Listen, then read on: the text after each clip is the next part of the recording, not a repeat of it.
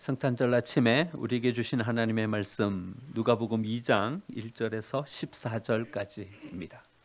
하나님의 말씀입니다. 그때 가이사 아구스도가 영을 내려 전하로 다 호적하라 하였으니 이 호적은 구레뇨가 수리아 총독이 되었을 때에 처음 한 것이라. 모든 사람이 호적하러 각각 고향으로 돌아가매 요셉도 다윗의 집 족속이므로 갈릴리 나사렛 동네에서 유대를 향하여 베들레헴이라 하는 다윗의 동네로 그 약혼한 마리아와 함께 호적하러 올라가니 마리아가 이미 잉태하였더라. 거기 있을 그때에 해산할 날이 차서 첫 아이를 낳아 강보로 싸서 구유에 뉘었으니 이는 여관에 있을 곳이 없음이러라.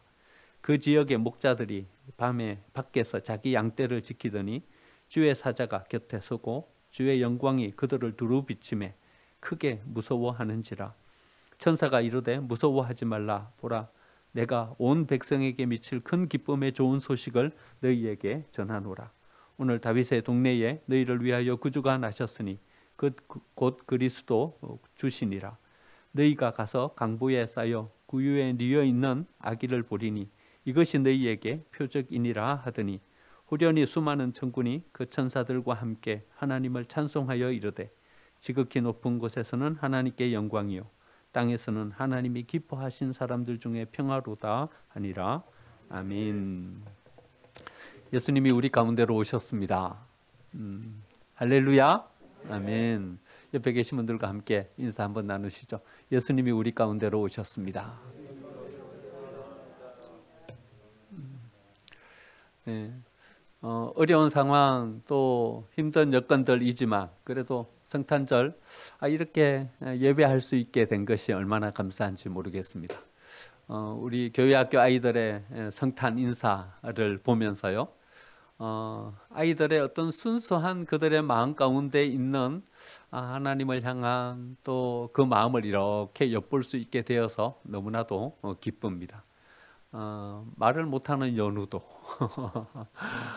그 마음 가운데 있는 뭔가가 이렇게 표현되는 것이 느껴지지 않습니까?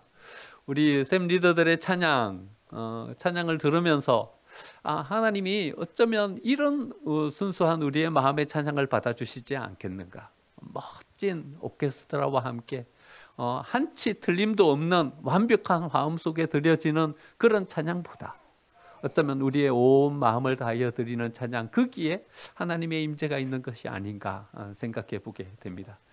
목양실에서 앉아가지고 찬양을 이래 들으면서 나영이랑 이야기를 나누면서 그래도 우리 샘 리더 권사님들이 찬양이 많이 좋아졌지 않았냐? 그런데 딱 틀리는 거예요. 그거 딱 이야기를 하는데 틀렸다 그랬더니 나영이가 하는 말이 완벽하면 차가워서 맛이 없어 그러더라고요. 그러고는 이렇게 들어보는데 왜 이렇게 가슴이 뭉클하면서 이게 따뜻하게 느껴지는지 말이죠. 어쩌면 하나님이 이 모든 것을 느끼시고 바라보시는 마음도 이와 같지 않을까. 하나님이 따뜻한 마음으로 우리의 모든 정성과 또 찬양을 다 흠양하고 받으신 줄 믿습니다. 올 한 해 참 힘들었습니다. 하지만 하나님께서요, 이 모든 힘든 한 해의 삶을 다 이겨가게 해주셨습니다. 많은 사건들과 많은 어려움들이 있었습니다. 하지만 그 모든 것들을 다 이기고 설 수 있도록 만들어 주셨습니다. 하나님께서 우리와 함께 하셨기 때문에 또 우리가 이렇게 극복하고 이기게 된 줄 믿습니다. 앞으로 우리가 기대하는 것은 우리에게로 오신 이 예수님의 은혜가 우리의 삶 가운데 충만하게 임해서 또 앞으로 어떤 일이 우리 앞에 닥치든지 어떤 고난의 환경이 우리 앞에 놓여지든지 우리가 또 하나님께서 우리에게 베풀어 주신 그 은혜로 이겨 나갈 것이다. 이 소망을 가지고 나아가게 되는 것입니다. 이 성탄절 아침에 하나님께서 우리에게 허락해 주시는 이 은혜가 우리 모든 성도들에게 충만하게 임하게 되기를 간절히 기원드립니다. 아멘. 누가는요, 하나의 그림을 그리듯이 오늘 누가복음 2장을 이렇게 그려내고 있습니다. 그 뒷배경에는 무엇을 그리냐 하면요, 그 로마의 황제를 그려놓고 있습니다. 2장 1절에 보면 그때 이 가이사 아우구스도가 바로 로마의 황제입니다. 카이사르이죠. 카이사르. 그 황제라는 어떤 그림을 이 뒷배경에다 이렇게 그리고 있어요. 그런데 이 카이사르가요, 자기를 뭐라고 하냐 하면 아우구스토다 이렇게 이야기하는 거예요. 아우구스토라는 말은요, 그 뒤에 11절에 나오는 예수님을 향하여 너희를 위하여 구주가 나셨으니 이 구주라는 말과 똑같은 말이에요. 로마 말로 말하면 아우구스토이고요. 헬라어로 말하면 퀴리오스, 구주라는 말이에요. 똑같은 말이에요. 그런데요, 이 두 구주, 주가 되는 것을 이렇게 배경으로 그림을 그리는 거예요. 근데 그 뒷벽에는 누굴 그리냐 하면요, 가이사 아우구스토를 그리는 거예요. 그래서 자기를 신격화하고요, 최고의 영광과 최고의 권세를 가지고 지금 전 세계를 지배하고 있는 그 뒷배경을 이렇게 그려놓고요, 그 앞에다가는 누굴 그리냐 하면요, 인류의 구세주로 오신 예수님을 그리는 거예요. 그런데 이 두 배경이, 두 그림이 너무나도 대조적인 거예요. 뒷배경에는 너무나도 화려하고 멋진 찬란한 영광이 비치는 그런 뒷배경인데, 그 앞에는요, 인류의 구주로 오신 그 예수님은 초라하기 짝이 없는 거예요. 머물 곳이 없어갖고 여관 그 곁에 있는 마구간에 거기에 구유에 아기로 누워진 그런 모습으로 오시는 거예요. 천군 천사들의 찬란한 어떤 영광스러운 찬송 가운데 오시는 것이 아니라 그때 새벽을 지키면서 양떼를 지키는 목자들의 찬송, 그것을 받으시면서 태어나시는 거예요. 여러분, 누가가 바라보는 이 구도가 이렇게 살짝 보이십니까? 위에서 찬란한 영광을 가지고 이렇게 내려다보는 그런 구주의 오심이 아니라 아래서 이렇게 올려다보는, 낮은 자리에서 예수님이 이 땅에 오시는 그 모습을 이렇게 그려내고 있는, 마태복음과는 상당히 대조적인, 아래서 예수님의 오심을 바라보는 이 그림이 바로 누가가 바라보고 있는 예수님의 오심인 것입니다. 첫 아들을 낳아 강보로 싸서 구유에 누웠으니 여관에 있을 곳이 없음이었더라. 이 여관에 있을 곳이 없었어요. 이 여관이라는 말은요, 판도케이온이라는 헬라어 단어예요. 이 판도케이온 하면 다 여관으로 이렇게 써요. 그런데 여기에는요, 판도케이온이라는 단어가 쓰인 것이 아니라 여관에 있을 곳이 없습니다 할 때 이 여관은요, 카탈루마예요. 근데 이 카탈루마는요, 참 슬픈 단어예요. 왜 슬픈 단어인가 하면요, 여관들이 쭉 있어요.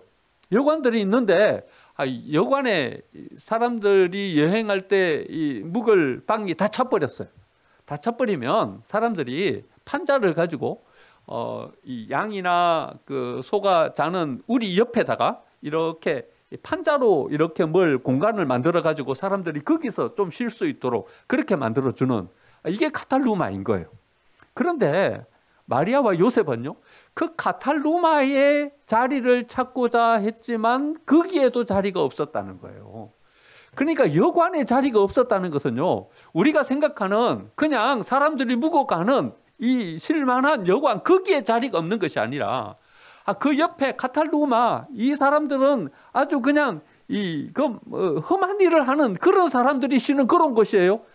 그곳에서도 자리를 찾지 못했다는 거예요.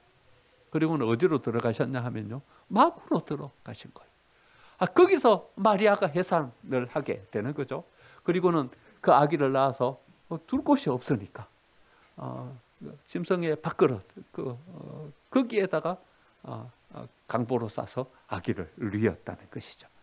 12절, 너희가 가서 강보에 쌓여 구유에 누워있는 아기를 보리니 이것이 너희에게 표적이니라. 예수님이 이 땅에 그리스도로 오셨는데요, 그런데 그리스도로 오신 것에 대한 표적이 있어요. 표시가 있는 거죠. 그리스도가 이 땅에 오셨다, 그리스도로 이 땅에 오신 것에 대한 어떤 표시가 있는데, 그 표시가 뭐냐 하면 강보로 아기를 싸가지고 구유에 누워 있는 것, 이게 표시예요. 여러분, 그리스도로 이 땅에 하나님이 오신다면 창조 이래로 이만한 대사건이 어디 있습니까? 여러분, 바벨탑 사건이 대단한 사건입니까? 홍수 사건이 대사건입니까?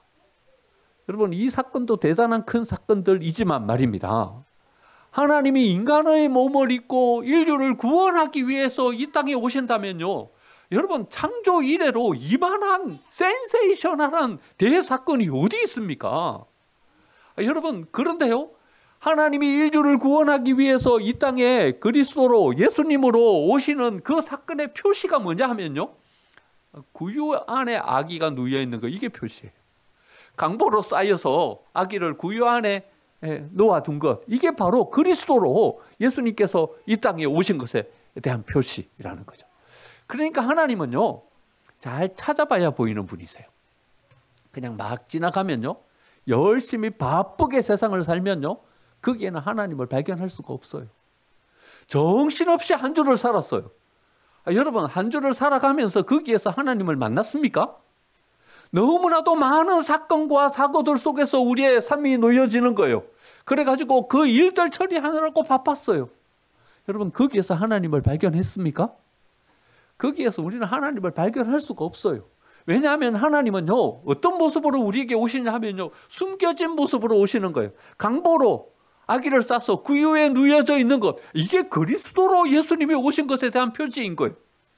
그러니까요, 우리가 세심하게 들여다보지 않으면, 주위에서 하나님께서 우리에게 말씀해 주시는 그 말씀을 마음속에 담고 보지 않으면 우리는 하나님을 발견할 수가 없는 거예요. 여러분, 우리가 예수님이 비록 우리 삶 가운데 오셨다 할지라도 우리가 그 예수님을 만나지 못하는 이유예요. 하나님께서 우리에게 은혜를 베풀어 주시고 우리의 두 팔을 부축해서 우리로 하여금 이 험한 세상을 이겨갈 수 있도록 우리를 이끌어 주시는데도 우리가 우리의 팔을 붙잡고 계시는 그 예수님을 느끼지 못하는 이유예요. 우리는요, 우리의 팔을 붙잡고 우리를 부축해서 이끌고 가시는 그 예수님에 대해서는 관심이 없어요. 거기 하나님은요, 숨어 계시는 거예요. 뭐에만 관심이 있냐 하면요, 우리가 헤쳐가야 될 이 상황에만 관심이 많아요. 우리가 직면하고 있는 이 문제에만 관심이 많아요. 그래서 우리를 붙잡고 이끌어가고 계시는 그 예수님을 우리는 잘 알지를 못하는 거죠. 하지만 예수님은요, 우리와 함께 하고 계시는 거예요. 우리의 팔을 견고하게 붙잡고 계시는 거예요. 그래서 우리가 이것을 이겨갈 수 있게 되는 것이고요, 이것을 또 극복하고 설 수 있게 되는 줄 믿습니다. 하나님께서 예수님으로 우리 곁에 와 계시는 줄 믿습니다. 우리가 잘 보면 보이는 것입니다. 우리가 주위에서 찾아보면 그 하나님을 금방 발견할 수 있게 되는 것입니다. 예수님의 이 탄생 소식은요, 누구에게 제일 먼저 알려져요? 목자에게 제일 먼저 알려져요.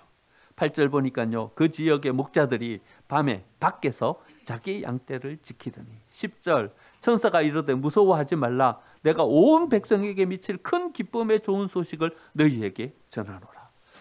여러분, 목자들에게 예수님의 탄생 소식이 제일 먼저 알려지죠? 왜 목자에게 제일 먼저 알려졌을까요?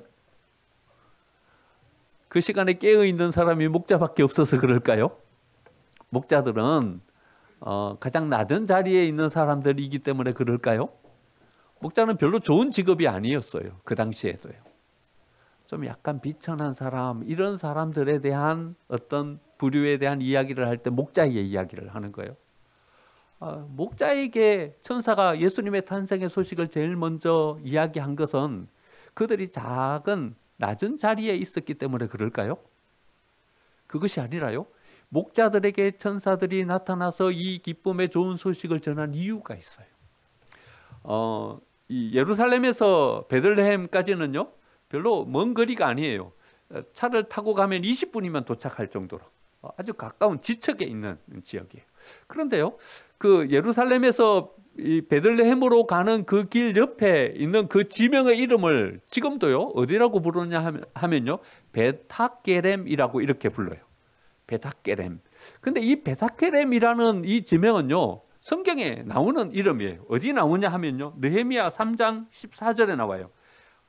분문은 베타게렘 지방을 다스리는 레갑의 아들 말기야가 중수하여 문을 세우며.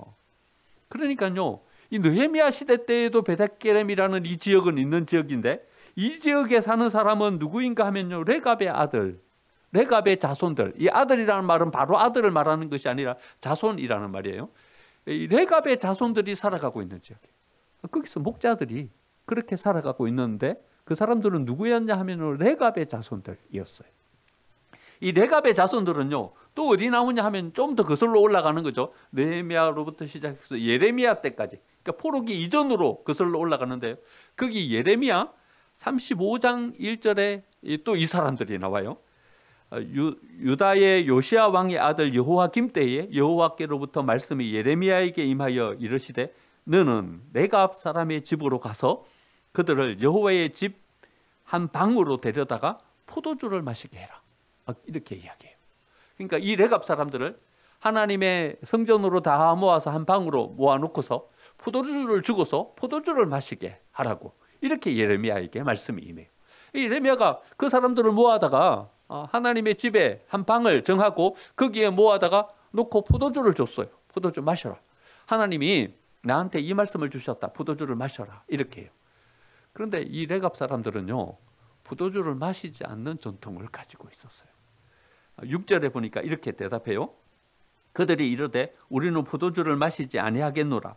레갑의 아들 우리 선조 요나답이 우리에게 명령하여 이르기를 너희와 너희 자손은 영원히 포도주를 마시지 말고 너희 집도 짓지 말며 파종도 하지 말며 포도원을 소유하지 말고 너는 평생 동안 장막에 살아라. 뭐 하면서 사냐 하면요, 양치면서, 양을 치면서 목자로서 거기서 삶을 살아가는 거예요. 포도원을 소유하지 않는 거예요. 여러분, 선조 요나답은 또 어떤 사람인가 하면요, 거슬러 올라가서 예후 시대의 사람이에요. 300년 전의 선조예요. 300년 전의 선조인데 이 예후가요, 어떤 예후 시대에서 요나답이 어떤 결정을 하냐 하면요, 우리는 하나님 앞에 특별히 구별된 자로서의 삶을 살자. 여러분, 그 나시린의 규례 중에 가운데 이게 있죠. 우리는 포도주를 마시지 않는다.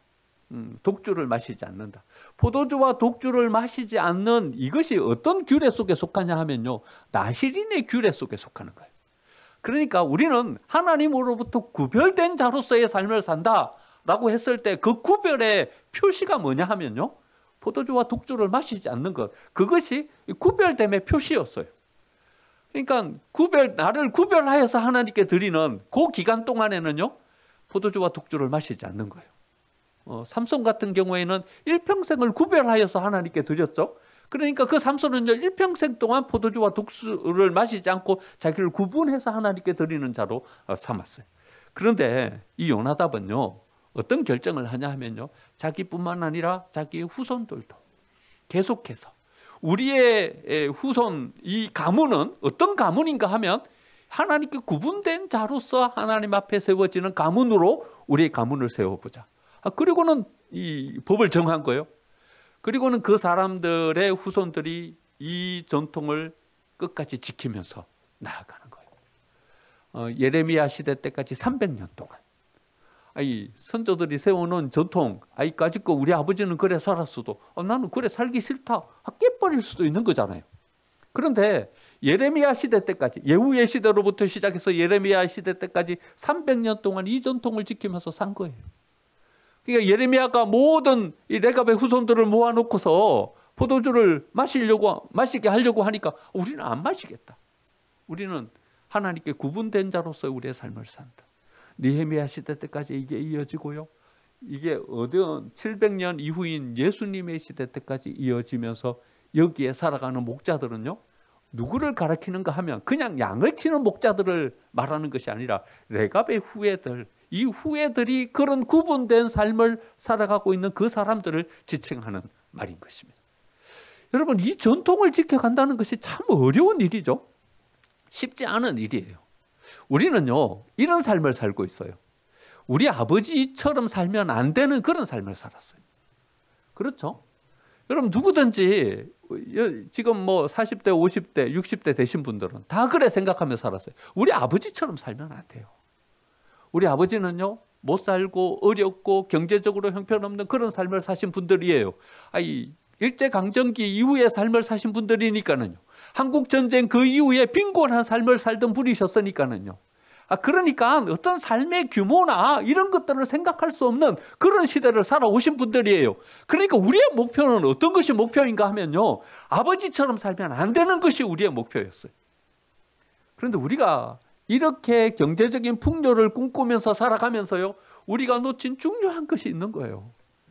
우리가요, 목욕물을 버리려다가 거기에 있는 아이까지 같이 버려버린 거예요. 여러분, 우리가 무조건 모든 것을 다 새롭게 세워가면 안 되는 거였어요. 경제적인 이 풍요 여기에 묻혀서 우리 아버지들이 지켜가려고 했었던, 우리 선조들이 고이 간직해 왔었던 너무나도 중요한 전통들을요 우리가 다 놓쳐버리고 만 거예요. 그냥 아버지보다 더 나은 삶을 살겠다, 이 목표만 가지고 산 거죠. 하지만요 우리 선조들이, 우리 아버지들이 지켜왔던 신앙, 우리 아버지들이 함께 했던 우리 모든 사람들이 더불어 살아가는 이런 삶의 환경, 여러분 우리는 다 놓쳐버리고 말았잖아요. 여러분 경제적으로 풍요롭게 사는 것, 이게 우리의 목표였고요. 내가 이 세상 가운데 성공하는 삶을 사는 것, 이게 목표였어요. 그러다가 그냥 우리 아버지 그 선조들이 지금까지 지켜봤던 이것을 우리는 하나도 이어가지 못하는 이런 삶을 살아가게 돼버리고 만 것이죠. 여러분 레갑의 후손들요, 요나답의 후손들은요 이것을 지켜갈 수 있는 사람이었어요. 700년 동안 하나님 앞에 구분된 사람으로서 삶을 그 산 가운데서 살아가고 있었던 것이죠. 여러분 천사들이 나타나서 예수님이 이 세상에 오신 것을 가장 먼저 목자들에게 전한 것은 그냥 단지 그들이 그 시간에 깨어있는 사람이기 때문에 목자들에게 전한 것이 아니라, 하나님이 인간의 몸을 입고 이 세상에 오셔서 인류를 구원하는 이 역사를 이루는 이 대사건을 시작하시면서 내가 여기 왔다, 내가 인간의 몸을 입고 내가 여기에 왔다, 이 이야기를 제일 먼저 해주고 싶은 사람이 누구였냐 하면요 바로 이 레갑의 후손들이었던 거예요. 그냥 단지 낮은 자리에 있었기 때문에 그들을 찾아간 것이 아니라 그들이 700년 동안 이 전통을 지키면서 구분된 자로서 자기의 삶을 살아가는 그들을 하나님께서 귀하게 보신 것이죠. 이 세상에 오셔서 제일 먼저 만나고 싶었던 사람들이 바로 이 사람들이었던 것이죠. 그리고는 베들레헴에서 예수님이 인간의 몸을 입고 이 세상에 오셔서 누구를 제일 먼저 초청하냐 하면요 이 사람들을 제일 먼저 초청해서 그 사람들을 만나고 그 사람들의 찬송 가운데 있기를 원하셨던 것이죠. 그러니까는요 우리가 이 누가의 예수님의 오심의 이 그림을 보면서요 우리는 두 가지를 한번 생각해 볼 수 있게 되는 거예요. 하나는 뭐냐 하면요 하나님께서 낮은 곳으로 오셨다는 거예요. 우리는요 우리의 연약함과 부족함, 이것이 별로 우리의 마음에 안 들어요. 작고 힘들고 어렵게 살아가는 이것이 우리는 별로 마음에 들지 않아요. 그래서 이것이 빨리 극복되고 빨리 회복됐으면 좋겠어요. 오늘 아침에 저기 예배당 문을 열고서 제 맨 성환 씨 앉는 자리, 저 자리가 제 기도 자리. 예배당 들어오면 저기 딱 앉아갖고 우리 교회를 다 이렇게 바라보면서 기도해요. 이래 기도했어요. 하나님, 여기 우리 생명생 교회로도 오십니까? 제가 기도하면서 오늘 성탄절 이제 들어와가지고 하나님 우리 생명생 교회로도 오십니까? 근데 제 마음 가운데 이런 마음이 드는 거예요. 야, 예수님 마구간으로 오셨어. 더 낮은 자리로 오셨어. 제 마음 가운데 하나님이. 그러니까요. 거기에 비하면 우리 생명생 교회는요 훨씬 더 형편이 나은 거예요. 그러니까 제 마음 가운데 이런 생각이 드는 거예요. 우리 생명생 교회 가운데도 예수님이 오시겠구나. 만약에 예수님이 저 높은 왕궁으로 오셨으면 이런 생각이 들지 않겠습니까? 동방 박사들이 찾아간 것처럼 맨 처음에 예수님이 거기로 오실 줄 알았어요. 거기로 오셨다면 저기 앉아갖고 제가 이런 생각을 하지 않겠습니까? 에이, 이런 곳에 뭐 오시겠어? 저 왕궁으로 오신 분이. 이런 생각이 들지 않겠습니까? 그런데 예수님은요 더 낮은 자리요. 누구도 예수님이 저기 오셨으니까 여기는 얼마든지 찾아올 수 있겠다 이런 생각이 들 가장 낮은 자리요. 그러니까요 마구 옆에 지은 판자로 된 거기도 있을 곳이 없어갖고 그 마구 안으로 들어가서 구유에 누이신 그 낮은 자리로 예수님이 우리에게로 오신 거예요. 그러니까요 우리가 어떤 자리에 처해 있던 어떤 상황 가운데 처해 있던 예수님이 오시지 못할 곳은 없는 것입니다.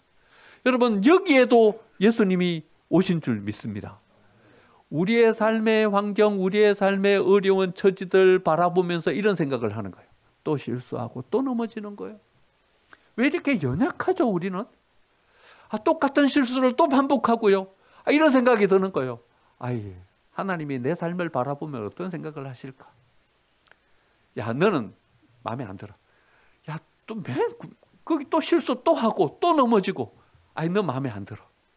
나는 좀 멋지게 뭔가를 잘하고 세워지는 그런 사람들 찾아갈래. 그 사람들하고 함께 할래.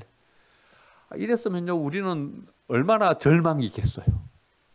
그런데 예수님은요, 어디로 찾아오시냐면요, 가장 낮은 자리 거기로 찾아오시는 거예요. 또 넘어지고 또 실수해도 거기로 또 오시는 거예요. 창기와 세리와 모든 죄인들, 모든 그 주류의 사람들이, 이 사람들은 사람 취급도 하지 않는 그 사람들의 친구가 되어주시고 그들과 함께 하는 거예요. 그들과 함께 식사하시고 그들과 함께 동행하면서 친구가 되어주시는 거예요. 갈릴리 실패자들이 모이는 곳, 그곳으로 가시는 거예요. 갈릴리 그 지방에서도 가장 낮은 자리, 그곳으로 가시는 거예요. 그러니까 우리에게 희망이 있는 거예요. 우리가 비록 실수하고 또 넘어지고 또 실패하고 절망 가운데 세워질지라도 우리는 이 자리로 예수님이 찾아오시기를 기대하면서 나아갈 수 있게 되는 것이죠. 또 우리는요, 이 목자들처럼 말입니다. 이렇게 신앙을 지키며 나아가는 것이 우리에게 무슨 유익이 있겠나 싶은 어떤 절망의 자리에 직면하기도 하는 것입니다. 700년 동안 이 전통을 지키면서 갔으니까요. 이 아들들 가운데는 이래 불평하며 서는 사람들이 있지 않았겠습니까? 아버지, 우리가 포도주를 마시지 않고 독주를 마시지 않는 것이 무슨 유익이 있습니까? 저기 있는 다른 사람들처럼 우리도 농사 지으면서 좀 부유하게 살면 안 됩니까? 여기서 집도 없이 양치면서 이래 살아야 됩니까? 나는 아버지처럼 살기 싫습니다. 이런 아들들이 있지 않았겠습니까? 그런 생각을 하는 상당히 많은 부류의 사람들이 있지 않았겠습니까? 여러분, 우리도 이런 생각을 하면서 우리의 삶을 사는 것입니다. 신앙생활을 하면서 살아가는 것이 우리에게 도대체 뭐가 유익인가? 이렇게 믿음을 지키고 이렇게 살아간다는 것이 누가 알아주기는 하는 것인가? 이렇게 믿음을 지키면서 살아가는 것이 저기 밖에 나가가지고 조금 편법이라도 쓰면서 경제적인 풍요를 누리고 즐겁게 인생 살아가는 것에 비하면 이건 뭐 아무것도 아닌 것처럼 느껴질 때가 있는 것이죠. 하지만 여러분, 세상 모든 사람들은 이것을 인정해 주지도 않고 세워지지도 않는다 할지라도 이것을 기억해 주시고 이것을 마음에 담고 이 세상에 예수님이 오실 때 제일 먼저 만나고 싶었던 사람들, 그들의 찬송을 받으면서 그들 가운데 둘러싸여서 그의 이 세상에 오심을 나타내고 싶었던 그 부류의 사람들이 있었던 것이죠. 아무도 알아주지 않아도 믿음을 지키면서 섰던 사람들, 아무도 인정해 주지 않아도 가난한 그 가운데 양을 치면서 포도주와 독주를 금하면서 그들의 삶을 세워갔던 그 사람들을 하나님은 그 마음 가운데 기억하고 계셨고 그들을 만나주고 계시는 것입니다. 이 하나님께서 우리도 찾아와 주실 줄 믿는 것입니다.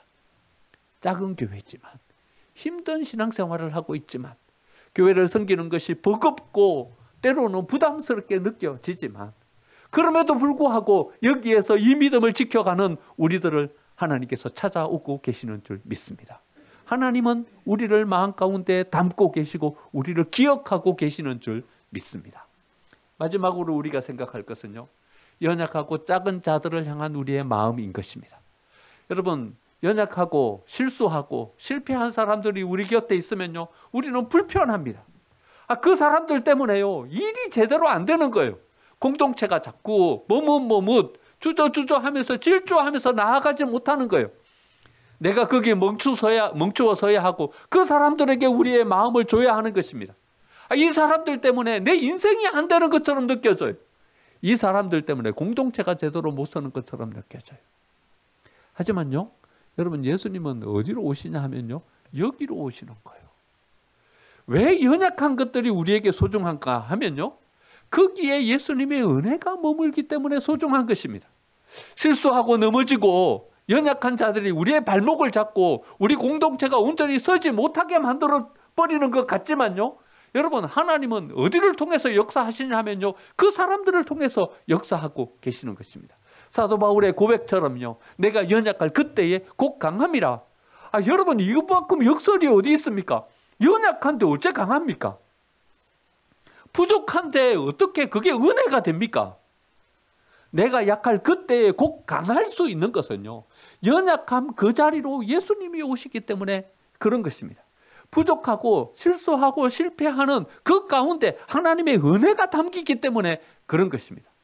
그래서 우리는 우리 주변에 있는 연약하고 부족한 자들을 향하여서 우리는 다른 마음을 가지고 나아갈 수 있게 되는 것입니다. 성공이 다가 아니라, 멋지고 화려하게 세워지는 것이 다가 아니라 그곳에 하나님의 은혜가 임하기 때문에 우리는 거기에 마음을 담고 그들과 함께 할 수 있게 되는 것입니다.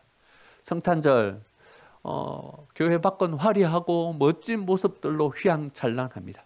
어저께 오후에 이렇게 교회 점심을 먹고 올라오는데 젊은이들 몇몇이요.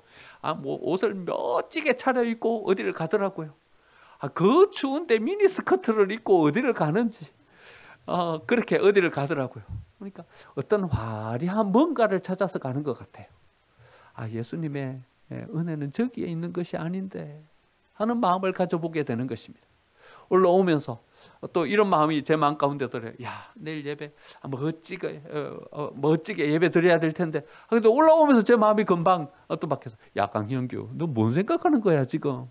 이 마음을 가지고 교회 올라와서 다시 앉았어요. 하나님께서 추구하고 하나님께서 바라고 계시는 것이 그런 것이 아닌데, 화려하고 반짝 빛나는 멋진 그것이 아닌데 왜 자꾸 우리의 마음이 거기에 빼앗기지 하는 마음을 가지고 서게 되는 것입니다. 여러분, 성탄절에 우리가 다시 한번 이 마음을 회복하고 섰으면 좋겠습니다. 예수님이 가시는 그곳에 우리도 가고 하나님의 마음이 머무는 그곳에 우리의 마음도 머물러서 하나님을 거기서 만나고 하나님께서 우리에게 허락해 주신 더 복된 은혜들을 우리의 삶 가운데 풍성하게 누릴 수 있는 저와 여러분의 삶이 되시기를 간절히 축원드립니다.